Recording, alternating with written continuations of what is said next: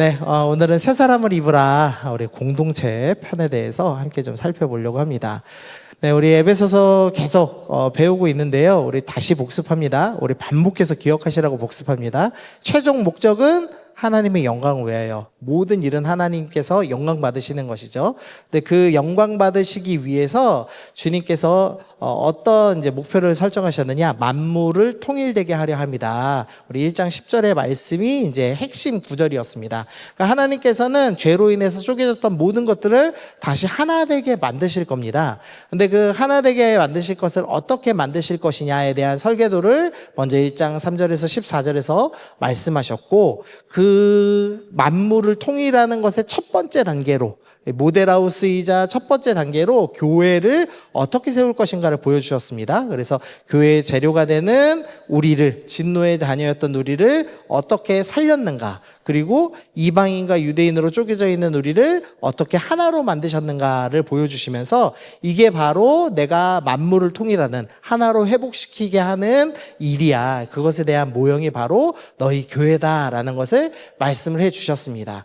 그리고 나서 이 사도 바울이 그 중에서도 나는 이 이방인들, 절대 주님 나라에 포함되면 안 될 것 같던 그 이방인들까지도 하나님 나라에 포함되는 그 놀라운 은혜, 그 비밀을 드러내는 사람입니다. 내가 그 도면을 공개하는 사람이었습니다. 라고 이제 이야기를 하죠. 그러면서 사도 바울이 마지막 기도를 하는 것이 주님, 이제 이 사람들이 이 하나님의 놀라운 계획 속에서 교회의 일원으로 선택이 되었는데 이들이 교회의 일원답게 살아갈 수 있는 힘을 주세요. 라고 이제 3장에서 기도를 하면서 마무리를 했습니다.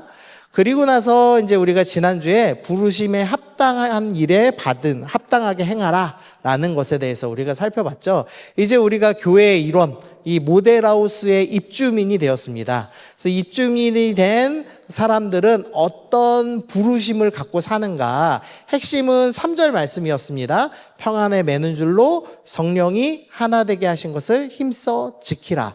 그래서 우리가 교회의 일원 되었으니 교회의 일원인 너희는 뭘 해야 됩니까? 지금부터 우리는 교회를 힘써 지켜야 합니다 라고 표현했습니다. 이 에베소서 전체의 목적은 우리는 교회를 지키는 사람, 우리는 교회를 계속해서 세워가는 사람입니다 라는 주제를 가지고 설명을 하고 있죠. 그래서 자꾸 이렇게 뭐 거룩에 대한 이야기도 나오고 여러 이야기들이 나올 텐데 이것들을 사도 바울이 가르치는 목적이 교회를 세워라 라는 것에 대해서 기억하셔야 됩니다. 여기서 교회는 성서교회 건물을 세워란가요? 아니죠. 뭐죠? 우리 옆에 있는 한 사람 한 사람, 이 사람들을 세워나는 것, 그것이 바로 교회를 세우는 것, 힘써 지키는 겁니다. 그래서 힘써 지키기 위해서 주님께서 지난주에 선물을 주셨다라고 하면서 우리가 두 가지 선물을 살펴봤습니다.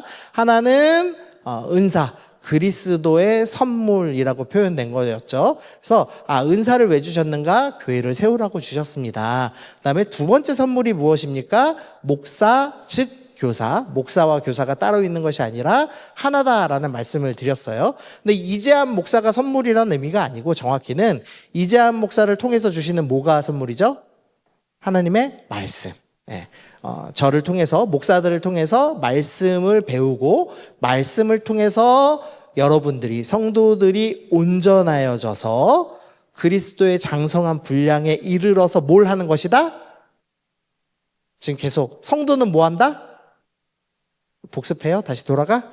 자, 성도는 뭐 한다? 자, 교회를 지킨다. 교회를 세운다. 그것을 지금 계속 반복해서 지금 설명하고 있습니다. 그래서 너희는 교회의 성도답게 모델하우스 첫 번째 입주민들답게 살아야 돼 라고 지금 이제 말씀하시는 겁니다. 그래서 쭉 정리하면 이거예요. 만물 회복 프로젝트, 그 프로젝트의 첫 번째 모델하우스, 처음이자 시작인 모델하우스 교회, 성도는 교회를 지키는 데 부름받았고 그 부르심을 행할 수 있도록 선물을 주셨습니다. 그러면 이제 오늘부터 쭉 다루는 과제는 이후부터는 그러면 어떻게 온전하게 돼야 되는가? 그래서 우리가 뭘 행해야지 교회를 지켜나갈 수 있습니까? 세워나갈 수 있습니까? 이제 이것에 대해서 사도 바울이 이제 우리에게 말씀을 해 주실 겁니다. 그 중에서 우리는 오늘 첫 번째로 공동체 안에서 우리는 어떻게 해야 되는가, 부르심 받은 사람들은 어떻게 행해야 되는가, 이것에 대해서 오늘 좀 살펴보겠습니다. 자, 우리 17절 말씀 한번 읽어봅시다. 시작. 그러므로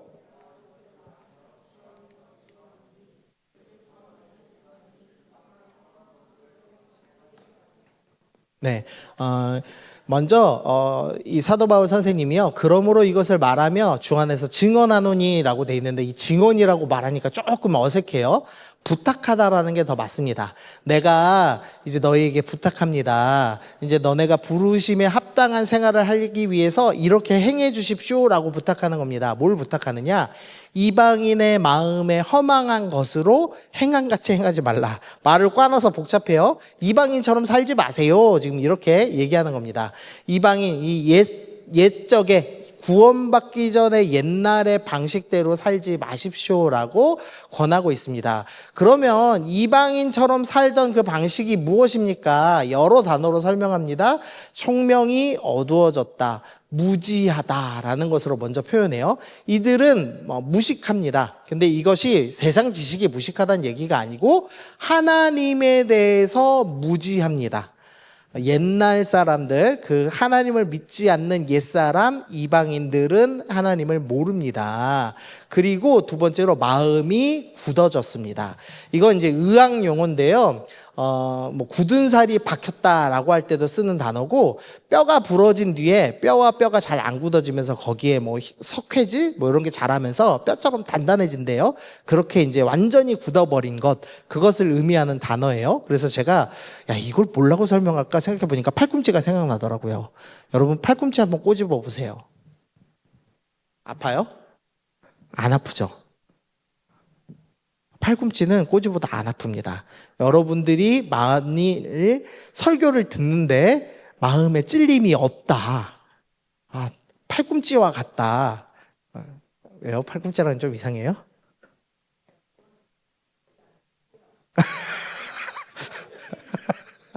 팔꿈치를 모르는 청년이 있군요. 네, 다음에는 사진을 넣겠습니다. 네, 팔꿈치와 같은 사람이 교회에 있을 수 있어요. 그러면 여러분은 지금 심각한 문제가 있는 사람입니다. 성경에는 양심에 화인 맞았다라는 표현이 있습니다. 혹시 들어보셨어요? 양심을 불로 지져가지고 아픔을 못 느껴, 이런 표현이거든요. 여러분들이 설교를 들을 때마다 찔려야 돼요. 안 찔리면 여러분은 옛사람입니다. 이방인입니다. 그래서 그것이 여러 가지 똑같은 표현이 돼 있어요. 마음이 굳어졌다, 감각이 없다라는 것으로 표현되죠. 감각이 없으니까 죄를 지어도 아무 문제 없다고 생각하니까 방탕하고 욕심으로 행하는 사람이 되죠. 그래서 여러분은 그런 삶을 살면 안 됩니다 라고 표현합니다. 이거는 이제 또 뒤에 자세히 나올 거니까 넘어갈게요. 어쨌든 이제 사도 바울이 너 이방인처럼 살지 마 그러면서, 오직 너희는 그리스도를 그같이 배우지 아니하였느니라. 내가 예수님에 대해서 가르칠 때 너희는 그렇게 배우지 않았어. 너희는 예수님의 가르침을 기억해야 돼 라고 말씀을 합니다. 그러면서 중요한 이제 구절이 나옵니다. 우리 4장 23절은 중요하니까 우리 한번 읽어봅시다. 시작. 오직 너희의 심령이 새롭게 되어. 네, 이 구절을 그냥 읽으면은요, 내 심령을 새롭게 해야 되나 보다, 이렇게 생각합니다. 근데요, 여러분은 여러분 마음을 스스로 새롭게 할 수 있습니까? 없어요. 작심삼일이란 말이 있잖아요. 3일도 솔직히 길잖아요. 아침에 일어나서 내가 오늘부터 6시에 기상해야지 해갖고 6시에 딱 눈 뜨시는 분들 계세요? 저희 딸내미가 9시 반에 자면 6시 반에 일어나게 허락을 해달래요. 이제부터 아침 운동을 해서 살을 빼고 아침에 성경을 읽고 그 다음에 유튜브를 30분 본 뒤에 아침 식사를 하시고 학교를 가시겠다고 얘기하더라고요. 얼마나 바람직합니까? 새벽 예배하는 목사가 또 하게 해줘야죠. 그러면은 아빠가 새벽 예배하고 6시 반에 데리러 올게 그랬습니다. 6시 반에 딱 왔어요. 일어나 있더라고요. 그래갖고 운동을 했습니다. 40분을. 그래갖고 성경 읽고 봤습니다. 그 다음날 일어났을까요? 못 났을까요? 네, 그 뒤로 2주간 7시 반 이전에 한 번도 일어난 적 없습니다. 네, 사람이 새로워지기가 불가능해요. 아무리 어려서 에너지가 있어도 쉽지 않죠. 이 구절은 너희 영혼을 새롭게 해라라는 말이 아니고요. 새한글 성경에 보니까 오히려 여러분의 생각에 성령님이 작용하여 여러분이 완전히 새로워져야 합니다. 조금 더 우리말로 쉽게 번역하면 매일매일 성령님에 의해서, 성령님을 통해서 너의 마음이 새롭게 되도록 되어야 합니다. 여러분의 마음을 성령님께 내놔야 돼요. 성령님께서 여러분 안에서 일하시지 않으면 절대 여러분의 마음은 새로워지지 않습니다. 아멘. 자, 여러분 이렇게 마음속에 주님의 음성이 들리시나요? 가끔 들리는 사람 있을 텐데 주님의 음성인지 아닌지 헷갈리지만 내가 정말 싫은 일인데 주님이 너무 기쁘신 일이 자꾸 이렇게 떠오를 때가 살짝 있지 않으세요? 없으시면은 마음이 팔꿈치예요. 새까매진 거예요. 좀 회개하시고요. 조금이라도 드시면 그게 성령님의 음성입니다. 성령님께서 여러분을 새롭게 하시기 위해서 자꾸 말씀하십니다. 그러면 어떻게 하면 되죠? 순종하시면 돼요. 그래서 여러분을 자꾸 내놓으셔야 됩니다. 자, 그렇게 해서 성령님께 내놓아서 너희는 어떻게 해야 되냐? 너희는 유혹의 욕심을 따라 썩어져가는 구습을 따르는 어려운 거 다 빼고 옛사람을 벗고 이방인처럼 사는 마음이 딱딱해 굳은 옛사람은 너희는 이제 벗어버려야 돼. 그래서 너희는 새롭게 되어서 어떻게 해야 되냐? 하나님을 따라 의와 진리와 거룩함으로 지으신 받은 새 사람을 입으라. 너희는 이미 주님께서 진노의 자녀에서 죽어있던 자들을 구원하셔서 교회에 재로 삼아주셨잖아요. 우리는 이미 살아난 사람이에요. 새 사람이에요. 그런데 자꾸 우리가 옛 습관에 옛날 사람과 똑같이 사는 겁니다. 그래서 사도 바울이 교회를 지키려면 그 사명에 부름받은 사람이라면 너희는 이제 옛 사람처럼 살면 안 돼. 새 사람을 입어야 돼. 라고 설명을 하고 있습니다. 그래서 제가 이제 그림을 넣어봤어요. 네, 제가 이렇게 프롬프트를 넣습니다. 신축 아파트 100평 안에 허름한 옷을 입고 있는 사람과 어울리는 옷을 입고 있는 사람을 그려달라. 그리고 이제 모델을 정해야 되니까 제 얼굴을 넣어줬는데 좀 슬프게도 어떤 옷을 입어도 어울리지 않는 저의 모습에 조금 낙심되긴 했는데 어쨌든 여기는 이제 작업복을 입고 있죠. 100평 아파트에 어울리는 옷차림은 아니죠. 그 어울리는 것뿐만 아니라 저 먼지 투성의 옷을 입고 저 귀중한 소파에 앉아있다는 자체가 좀 더럽지 않나요? 아, 열받죠? 그래도 여기는 얼굴은 좀 안 어울리지만 그래도 깨끗한 옷을 입고 있어요. 좀 낫죠? 맞죠? 어울리나요? 네, 감사합니다. 여러분이 마치 이런 겁니다. 교회라는 너무 좋은 하나님께서 이 집을 성전을 우리에게 허락해 주셨습니다. 근데 여전히 먼지 구더기에 있는 상태로 오시는 분들이 있어요. 근데 그러면 주님의 일을 할 수가 없습니다. 그래서 주님께서는 새 사람을 입어야 돼. 이제 새로운 집의 라이프 스타일에 맞춰서 살아가야 돼 라고 권면을 하고 계신 겁니다. 그래서 지금 오늘은 그 중에서도 공동체 내에서 이제 새 사람은 어떻게 살아야 됩니까에 대해서 이제 본격적으로 실천 과제를 좀 살펴보도록 하겠습니다.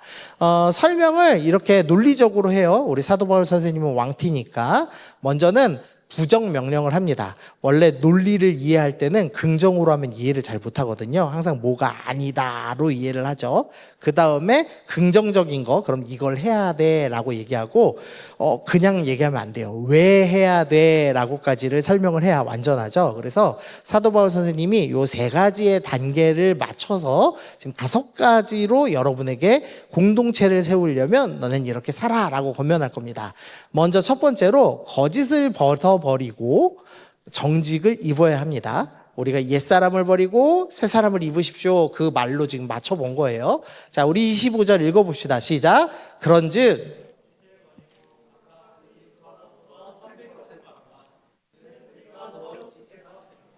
네, 교회를 세우기 위해서는 먼저 우리가 거짓을 버려야 됩니다. 거짓말을 하면 안 됩니다. 거짓말을 내다 버려야 됩니다.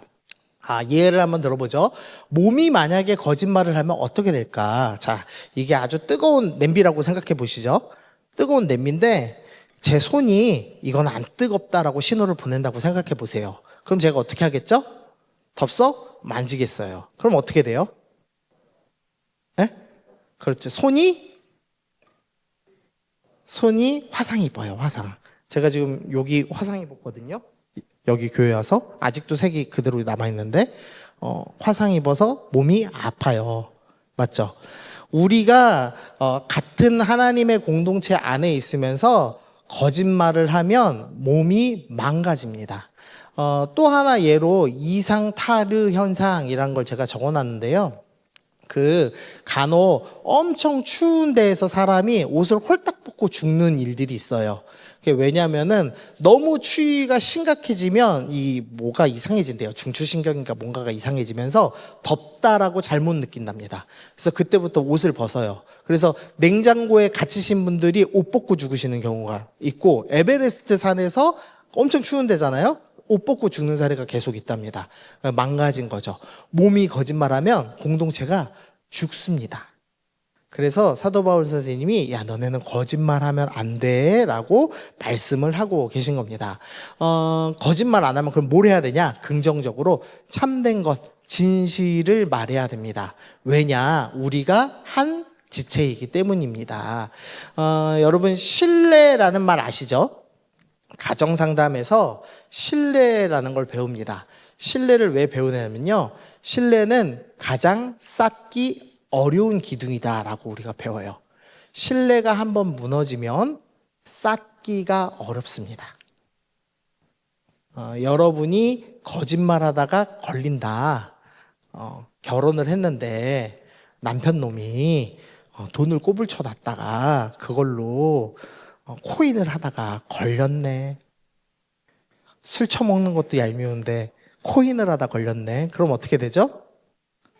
남편의 용돈을 끊어야죠. 신뢰할 수 없으니까요. 이 자식이 우리 집을 말아먹을지 모르니까요. 집 명의는 어떻게 해야 되죠? 내 이름으로 바꿔놔야죠. 이 자식이 날리면 안 되니까요. 신뢰라는 건 한 번 하면은 세우기 되게 어려워요. 그래서 우리가 교회의 일원으로서 꼭 해야 될 일, 참된 것을 말해야 합니다. 거짓말하면 안 됩니다. 아멘? 네. 근데 거짓말의 종류는 여러 가지 있어요. 이제 내가 마음이 막 지쳐, 힘들어. 근데 사람들 앞에서, 난 괜찮아. 누가 봐도 제가 아파서 무너질 것 같아. 야, 너 괜찮아?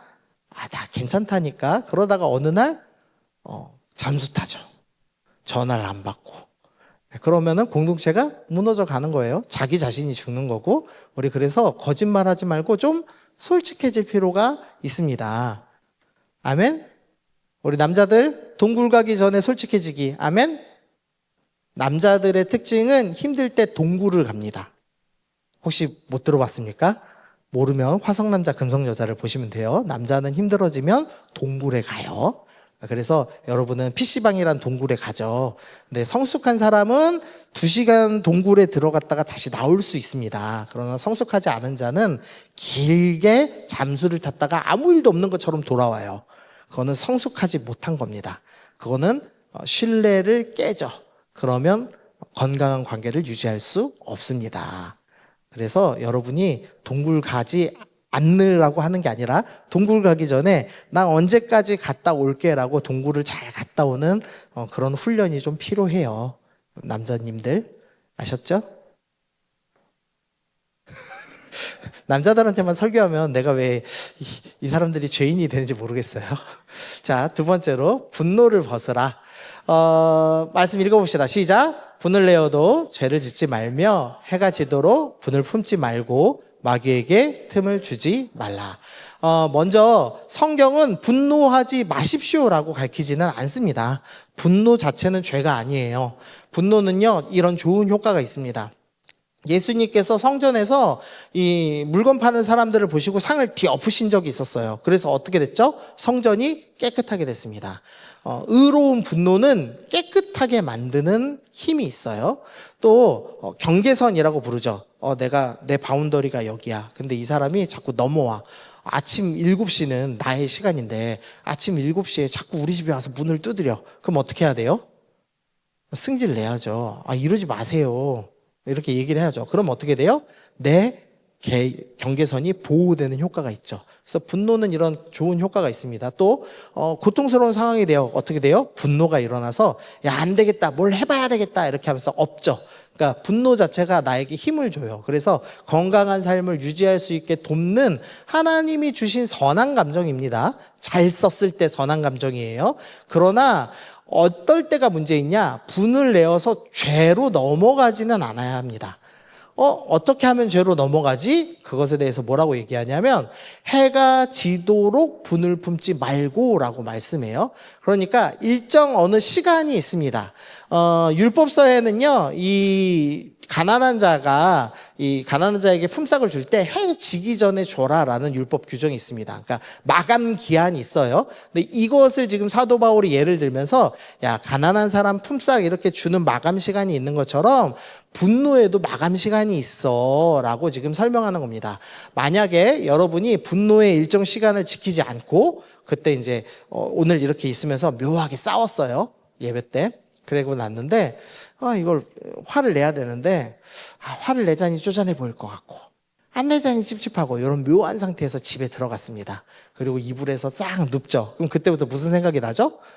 부글부글 끓기 시작해요. 분노는 이스트예요, 이스트. 넣으면은 빵이 부풀어 오르듯이 막 부풀어 오릅니다. 그럼 밤새 시나리오를 짜죠.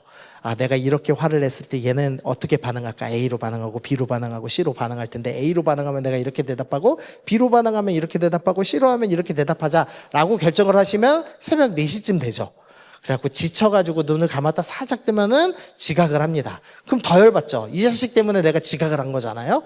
그래서 분노가 일주일 동안 왕창 쌓여서 옵니다. 와 하고 이제 쏟아내요. 그럼 어떻게 돼요? 관계가 깨지죠. 뭐라고 얘기하냐? 사도 바울 선생님이 마귀한테 틈을 주지 말아라. 이 틈이라는 단어가요, 장소, 작전기지라는 의미가 있습니다. 분노가 마감 시간을 지나서 부풀어 오르면 어떻게 되냐면요, 마귀가 거기다가 기지를 삼습니다. 그리고 교회를 깨부시는 도구로 삼습니다. 의외로 교회가 깨지는 데는 큰 일이 필요하지 않습니다. 생각보다 되게 사소한 일로 교회가 망가져요. 그래서 분이 날 때 여러분이 일정 시간을 넘지 않는 지혜가 필요합니다. 근데 그게 언제다? 해 지기 전. 여러분들이 이제 결혼 생활을 다 하게 될 거잖아요. 아멘 한 자만 할지어다. 네, 안 한 자는 평생 솔로로 살지어다. 네. 네. 결혼 생활에 중요한 팁을 하나 드리면은요, 화가 나도 각방을 쓰지 마십시오. 각방을 하루 쓰기 시작하면 일주일 쓰는 게 별로 안 어렵습니다. 열흘 쓰는 게 안 어렵고 혼자 자는 게 더 편해져요. 그런 순간 여러분은 관계가 아장창 깨질 겁니다. 그래서 화가 나면 마감 시간을 지켜야 되는데 문제는 우리가 한 12시쯤 잔다고 생각해 보세요. 12시까지 화가 안 풀릴 때가 있잖아요. 이 자식이 11시 30분에 술 처먹고 들어오면 내가 12시에 분을 낼 수밖에 없잖아요. 그거 어떻게 해야 돼요? 조금 버텨서라도 얘기해야 돼요.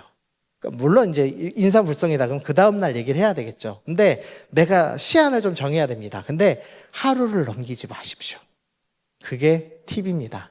남자님들 하루를 넘기면 안 됩니다. 하루를 넘기면 여러분은 동굴에 갔다가 와요.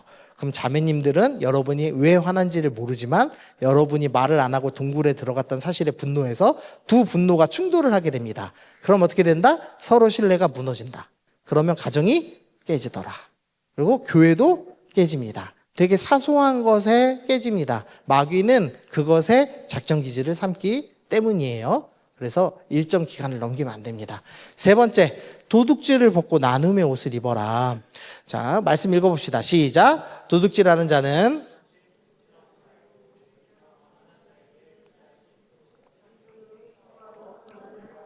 네, 도둑질 하지 말랍니다. 물론 이렇게 말하면 이 중에 도둑질 하시는 분들 많지 않을 거예요. 맞죠? 제가 보니까 없는 것 같아요. 여기다가 제가 아이패드를 놓고 가도 안 없어지더라고요. 맞죠? 그래서 도둑놈은 없는 것 같아. 근데 여기서 그냥 도둑질만 얘기하지 않는다는 것을 힌트를 줍니다. 긍정명령 보니까 자기 손으로 수고하여 선한 일을 하라라고 돼 있는데요. 이 수고하여라는 단어가요, 적당이라는 의미가 아니에요. 지칠 때까지 열심히 일하는 의미를 갖고 있습니다. 그러니까 여러분이 만약에 이 교회에서 하나님이 기뻐하시는 선한 일을 해야 하는데 그게 어느 수준으로 해야 되냐? 적당히가 아니라 지칠 때까지 해야지만 하나님이 기뻐하시는 수준이다라고 표현하는 겁니다. 여러분이 내가 이 정도면 됐지. 내가 청년부에 10년 있었는데 뭐 이 정도 수고했으면 그만하면 됐지. 이 정도 하시면 주님께서는 그것을 기뻐하지 아니하시고 야 그거 너 도둑질한 거야 라고 말씀하신다는 거예요. 뭘 도둑질한 거냐? 구제할 수 있도록 이라고 돼 있죠. 남에게 나누어 줘야 합니다. 내가 수고하지 않으면 나누지 못해요. 그러면은 우리는 주님께서 주신 것을 나누지 않는 도둑질을 한 사람이다 라는 설명을 하고 있어요. 제가 아이를 길러보니까요 재밌는 게 있어요. 아기 이서연, 응애응애 울고 아무것도 말 못하는 이서연은 나눌 게 없어요. 여기서 나누지 않는 사람들이 있습니다. 영적인 어린 아기여서 그래요. 아이가 아닙니다. 아기입니다. 아기. 예, 여러분은 똥기저귀도 못 가는 수준인 거예요. 나눌 게 없으면. 조금 자존심 상하죠. 근데 어린이 이서연 있죠. 지금 이서연. 지금 4학년에 이재함과 똑같이 닮아서 배가 나온 이서연은 숟가락도 놓고요. 아빠 물 좀 갖다 줘 하면 물도 갖다 줘요. 그러니까 아무리 어린아이여도 나눌 수 있다고요. 자기 몫을. 근데 교회에서 절대 나누지 않는 사람이 있습니다. 주님께서는 그 사람을 도둑놈이다라고 부르세요. 너는 교회를 세우지 않고 남한테 얻어만 먹고 남의 것을 훔치는, 그리고 너는 자기의 수고를 하지 않는 도둑놈이야. 너도 지금 도둑질하고 있어. 회개해야 돼 라고 말씀하신다는 겁니다. 혹시 받고만 계시다면 회개하시길 바랍니다. 아멘. 자, 네 번째, 더러운 말을 먹고 세우는 말을 입으라. 여기서 근데 좀 어려워요. 더러운 말을 너희 입 밖에도 내지 말라는데 여기서 더러운 말이 뭐지? 이게 뭐 음란한 말일 수도 있고 거짓말일 수도 있고 여러 가지잖아요. 이게 뭘까를 알기 위해서는 그 동기를 살펴봐야 됩니다. 왜 이것을 하지 말라고 하셨냐? 덕을 세우기 위해서다 라고 말씀하시죠. 우리가 이미 살펴봤지만 덕을 세우다라는 단어 자체가 건축 용어였어요. 그래서 주님께서 이 더러운 말을 먹고 세우는 말을 입으라 라고 말씀하실 때는 교회를 세우지 않는 말, 교회를 세우는 것과 반대되는 말을 더러운 말로 정의 내리고 있다는 것을 볼 수 있습니다. 그래서 세우는 게 아니라 무너뜨리는 말이에요. 그래서 뒷담화, 비꼬는 말, 농담을 가장해서 비하하는 말, 이런 거 다 이제 더러운 말에 속합니다. 예수전도단에서는 이런 걸 가르쳐요. 어떤 상황에서도 자매의 외모에 대해서 이야기하면 안 된다는 원칙이 있습니다. 그렇게 만약 하다가 걸리면 간사님한테 끌려갑니다. 그러니까 야, 너 오늘 왜 쌩얼이야? 바로 끌려갑니다. 절대 그런 말을 하면 안 돼요. 쌩얼로 보일지라도 쌩얼로 말하면 안 돼요. 제가 이런 사례가 있었어요. 전도여행을 갔습니다. 광주로 전도여행을 갔는데 그날 비가 왔어요. 그래갖고 비를 쫄딱 맞고 어떤 한 교회가 이 거지꼴이 된 전도여행 팀을 오픈해서 이제 들어갔어요. 그 방 하나에. 냄새가 날까요? 안 날까요? 나는 게 정상이죠. 근데 그 중에 한 누나가 발냄새가 났어요. 나는 게 정상이지 뭐. 그 누나만 났겠어요? 근데 이제 무심코 한 오빠가 친하다 보니 야, 너 발냄새 난다 이 얘기를 한번 했습니다. 그날 어떻게 됐을까요? 간사님께 끌려갔습니다. 네, 우리는 절대 자매의 외모를 이야기하지 않는다. 그게 훈련된 자의 기본 자세다라고 우리는 배웠거든요. 여러분들 농담을 가정해서 비하하면 안 됩니다. 그것은 공동체를 무너뜨려요. 공동체를 세우는 게 아닙니다. 자, 그래서 오늘부터 우리 형제님들한테 권합니다. 자매님들 외모에 어떤 표현도 하지 않기. 아멘. 여러분이 하실 수 있는 말은 오직 아름답습니다만 하실 수 있습니다. 자, 지금부터 우리 자매님들을 향하여 양옆에 아름답습니다. 자, 시작. 주 안에서 아름다워요. 그 외면만 봐서 그래. 외면도 꽤 괜찮아, 우리 교회 청년들은. 근데 내면이 아름다워. 그러니까 가로에 내면이라도 아름답습니다라고 해주시면 돼요. 자, 가로 치면서라도 아름답습니다. 자, 시작. 네, 이 불순종하는 악한 영이 지금 이 교회 가운데. 네. 네. 그 자매님들은 형제님들한테 뭘 말하면 안 될까요? 형제를 무너뜨리는 말들이 좀 있어요. 형제들은 인정의 말을 먹고 삽니다. 능력 없다라는 표현을 들으면 형제들이 이렇게 마음이 무너져요. 아무리 능력 없어 보여도 넌 할 수 있어 라고 말해줘야 됩니다. 왜 능력 없다는 말에 웃는 거야? 우리 현준이 능력 있습니다. 아멘? 네. 우리 형제들을 향해서, 야, 넌 능력 있어. 거짓말 아니에요. 주님이 보실 때 성령께서 역사하셔서 능력 있어래. 가로를 치시면서. 자, 넌 능력 있어. 자, 시작.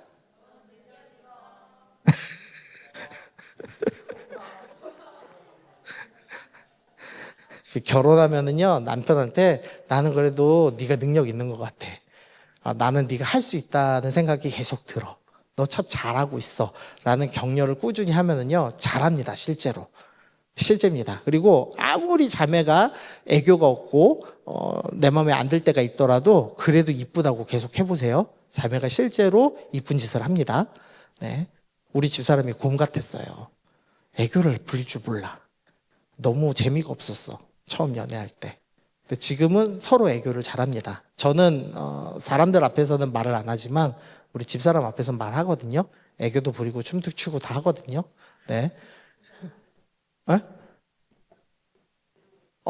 나는 집에서밖에 안 해요. 네. 네. 집에서만 합니다. 집에서만. 네. 그러려고 결혼한 거지 뭐. 네.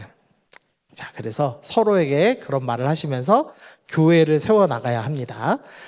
자, 그러면서요, 긍정 명령이 뭐라고 돼 있냐면요, 소용되는 대로 선한 말을 하라라고 돼 있습니다. 그냥 좋은 말 해주세요 아니에요. 그냥 착한 말 하시는 거 아니고요. 그 사람의 소용이 되는, 그 사람이 필요한 말을 해줘야 됩니다. 근데 그 사람이 필요한 말을 하려면 어떻게 해야 돼요? 그 사람의 말을 평소에 들으셔야 되고요. 그 사람을 관찰해야 돼요. 그러니까 우리가 한 몸이니까, 한 가족이니까 가족의 필요가 뭔지를 잘 살펴보고 이야기해 주셔야 돼요. 근데 그 사람을 살펴보지도 않고 잘할 거야. 나 아름다워. 이렇게 얘기하면은 아무 소용이 없습니다. 그리고 또 하나 생각해야 될 거. 주님께서 말씀하셨어요. 예수님께서 이는 마음에 가득한 것을 입으로 말한다. 우리가 평소에 우리 같은 지체에 대해서 제가 뭘 잘하겠어. 아무 쓸모 없어. 그렇게 마음에 생각하고 있으면 나도 모르게 튀어나와요. 쌓아놓은 게 나오게 돼 있습니다. 그러니까 여러분들 마음에 하나님, 내가 볼 때 저 사람이 좀 부족해 보일지라도 하나님께서, 성령께서 저 사람에게 새롭게 만드실 것을 내가 소망하게 해주세요라고 기대하며 마음에 자꾸 선한 것을 쌓아내셔야 됩니다. 그리고 자꾸 그 사람을 관찰하면 그 사람이 잘하는 것들이 보이고 그 사람의 사랑스러운 면들이 보일 수 있게 되는 거죠. 자, 그리고 5번째, 악독을 벗고 용서를 입으라 라고 되어 있습니다. 자, 읽어봅시다. 시작. 너희는 모든 악독과 노함과 분냄과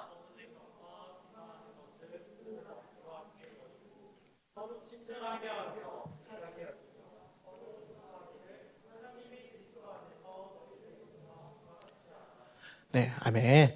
여기서 악독부터 악의까지도 조금 용어가 좀 분명하지 않죠. 그런데 여기는 이제 긍정 명령을 통해 이해하면 됩니다. 긍정 명령이 뭐냐? 용서하기입니다. 그러면 부정적인 건 뭐예요? 용서하지 않는 태도. 악독, 노함, 분냄, 떠듬, 비방, 악의는 전부 용서하지 않는 것입니다. 우리가 이렇게 나와 맞지 않으면요, 손절해요, 손절. 스트레스 받는 것보다 손절을 빨리 하는 게 좋다라고 우리가 배웁니다. 근데 굳이 뭐 교회에서 손절은 안 하지만 마주치지 않으려고 하는 게 있어요. 교회에 보면은요, 제가 정말 싫어하는 것 중에 하나인데, 그 같은 자리에 앉는 거, 저 별로 안 좋아해요. 계속 한 자리만 앉아 있습니다. 왜? 내가 싫어하는 사람이 이쪽 열에 앉아 있거든요. 그래서 여기만 앉는 거예요. 서로 안 마주치려고. 그래서 같은 교회를 20년 다니면서도 서로 절대 안 마주치는 분들이 간혹이 아니라 반드시 매번 있습니다. 제가 염려하는 건 우리 청년들 중에 그러진 않겠죠? 있어요? 이따부터 얘기하면 안 되고, 여기서 공개적으로. 손절까지는 아니어도 마주치지 않으려고 하는 경우들도 있습니다. 그런데요, 좀 하셔야 돼요. 너무 과해서, 물론 나의 경계선을 침범할 정도야. 그러면은 그거는 분노하셔야 돼요. 근데 그게 아니라면 좀 마주치는 연습이 필요합니다. 제가 우리 원준 형제 1대1 양육하고 있거든요. 제가 원준 형제한테 미션을 줬어요.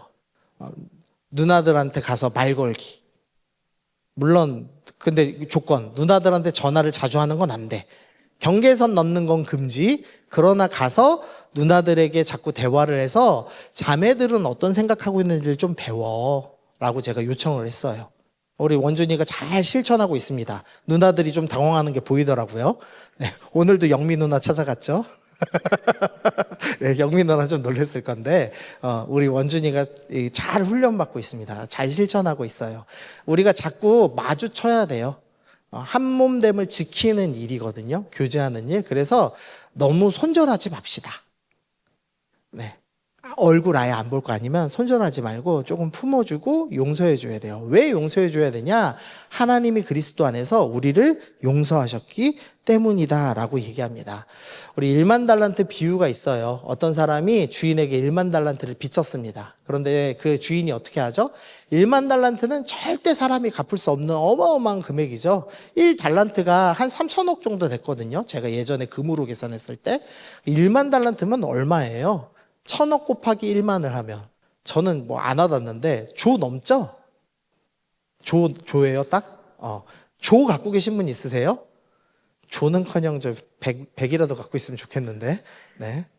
없잖아요. 그래서 주인이 탕감해줬습니다. 그런데 이 사람이 어떻게 하죠? 길에 지나가다가 나한테 100데나리온 100일치 품삯, 그러니까 우리가 한 달에 하루 월급을 일금을 10만 원으로 잡으면 한 3천만 원? 300만 원? 300만 원이죠. 300만 원 빚진 사람을 붙잡아다가 감옥에 가두죠. 그랬더니 주인이 어떻게 해요? 노하여서 너 1만 달란트 다 갚도록 감옥에다가 다시 쳐넣는 스토리가 나옵니다. 주님께서 무섭게 말씀하셨는데요. 너 나한테 용서받았지? 그럼 너도 그 사람 용서해야 돼? 너 용서 안 하면 나도 너 용서 안 한다? 라고까지 무섭게 말씀하셨습니다. 긍휼의 하나님이요. 야, 너 용서 안 하면 나도 너 용서 안 해라고 할 만큼 무섭게 명령하셨습니다. 교회에서는 그래서 용서하셔야 합니다. 물론 나에게 상처 주는 사람, 좀 여기서 상처라는 것은 말로 뭐 이렇게 약간 수준이 아니고 진짜 치명적인 그런 거 주는 사람은 내가 보호해야죠, 나를. 그러나 그런 게 아닌 이상은 여러분이 서로를 품어내고 용서해야 된다라고 말씀하고 있습니다. 그래서 5가지를 살펴봤어요. 하나는 거짓을 벗고 정직을 입으라. 그래서 정직한 말로 신뢰를 쌓아야 되고, 분노의 마감 시간을 둬야 되고, 열심히 나누어야 되고, 비꼬고 비하하지 않아야 되고, 손절하지 말고 교제해야 합니다. 이것을 성경이 오늘 우리에게 권하고 있습니다. 그러면서 이유를 설명합니다. 왜 해야 되냐? 4장 30절. 하나님의 성령을 근심하게 하지 말라라고 합니다. 하나님의 지금 목표가 있어요. 만물을 회복하는 것. 죄로 인해 쪼개진 것을 다 다시 하나로 해서 내 집에다가 집어넣을 거야. 나는 너희랑 영원히 행복하게 살 거야. 근데 이 자식들이 하나가 돼야 되는데 교회의 성도로 있으면서도 하나가 되지 않아. 그러면은 성령님께서 근심하십니다. 근심이라는 원어의 표현은 슬프답니다. 하나님이 슬퍼하십니다. 왜? 목적대로 우리 자식들이 안 사니까. 자녀들끼리 싸우고 있으니까. 그래서 야, 너희가 내가 인쳤잖아. 너희가 내가 내 소유라고 이렇게 땅땅땅 도장 찍었잖아. 내 새끼답게, 내 백성답게 너희는 화평으로 살아야 돼 라고 말씀하시죠. 그러면서 그 결론으로 5장 2절에서 그리스도께서 너희를 사랑하신 것 같이 너희도 사랑 가운데 행하라. 그는 우리를 위하여 자신을 버리사 향기로운 제물과 희생 제물로 하나님께 드리셨느니라. 하나님께서는 우리 죄악을 심판하셔야 되는 분입니다. 그런데 심판하시지 않고 분노하시지 않고 오히려 자기를 내어주셔서 우리를 용서해 주셨습니다. 그래서 너희는 그 예수님을 닮아야 한다. 그리스도의 장성한 분량에 이르러야 한다. 온전해야 한다라는 동일한 표현으로 너희는 이 공동체를 지키기 위해 5가지를 행하라 라고 명령을 하셨습니다. 아멘? 네, 어렵지 않죠? 자, 그러면 이제 실천해야 되잖아요. 우리는 바로 실천해야 되잖아요. 그래서 지금 교제합시다. 자, 일어나는데요. 도망가는 사람 있으면 오늘도 손절하고 도망가는 사람이 있으면 그건 진짜 악한 거야. 맞죠? 네. 그리고 가서 평소에 은근히 내가 비하했거나 비꼰 사람이 있으면 세우는 말 해주시고, 분노했던 사람이 있으면 찾아가서 아니야, 난 널 사랑해 라고 하시고, 혹시나 마음 중에 내가 이 사람한테 좀 이런 걸 나눠줬어야 되는데, 그게 물질일 수도 있고 사랑일 수도 있고 여러 가지일 수도 있잖아요. 인정의 눈빛일 수도 있고 어떤 거든지 나눠줘야 돼 라는 마음이 들으면 가서 찾아가서 나누십시오. 성령님께서 여러분에게 말씀하실 겁니다. 자, 우리 30초만 눈 감으십시다. 눈 감고 기도해 보세요. 성령님, 내가 이 중에서 찔리는 게 있어요. 뭐 해야 될까요? 30초만 하고, 우리 당신은 사랑받기 위해 음악 좀 뒤에서 틀어주세요. 그러면은 우리 교제 우리 2명만 하고 오늘 마치도록 하겠습니다.